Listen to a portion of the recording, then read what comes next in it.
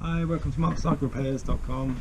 I'm Mark, owner of the business and the mechanic, and this is just a quick look at what we get up to over the week, or I get up to over the week. This is one we had in a few weeks ago now.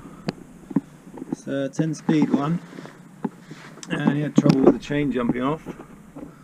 So we got one of these RSP chain guides and fitted that, which solved the problem, and yeah, gave it a good service, made sure everything was working right, and we swapped over the fork on it from the old bike, which is the greeny yellow one, onto this one. It's got a taper head set and a through axle on the fork. So that's one of the jobs we had in this week, the week before. And then this is another one. This is just general service, this one here, but the chain was a little bit on the stretch side, so we put a new chain on it. The cassette was alright, so we just gave it a bit of a clean up. One of the things to note when you're doing the checking the chain is I use the chain checker, and if it drops in up to this point, the 7.5 point, then once it's dropped in that far, if it drops in like that, then you know it's definitely time to change the chain, and probably the cassette as well. But if you change the chain before it gets to the point where it drops in all the way, so it's just a little bit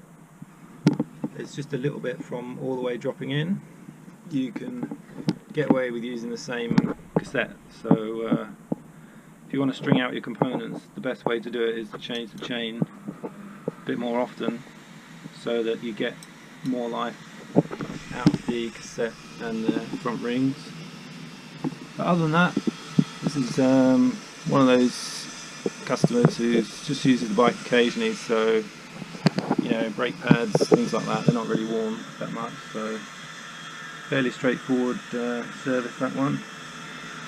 And over to one of my more regular customers who uses the bike for commuting a lot, and this one we had to stick a new wheel on it, because with the rim brakes, this is the old wheel, you tend to wear out the rim, and I don't know if you can see, there's a slight groove in here which you can feel, and when that starts to get too thin, with the pressure of the tyre, it can open out the rim. So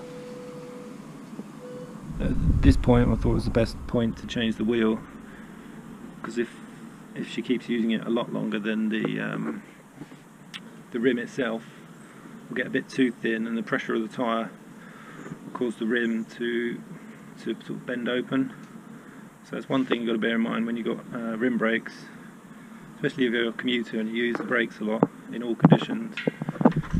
At some point you have to change the wheel. So yeah, this is a fairly standard 9-speed wheel, so we've ordered one in from Raleigh and got another one with a nice Tiagra hub on it. Put a new chain on it. Again we caught the chain before it got too far, so we could use the same cassette and avoid having to get another cassette, and just gave it a good service, and that was it really. So yeah, that's what we're up to this week, and the life of a local bike mechanic. So I'll give you an update next week on what else we've been up to next week. Hopefully by then we'll have a new set of bikes in, and more bikes to show you bits and pieces that go wrong on them. Alright, thanks for watching. See you next time on MCR.com.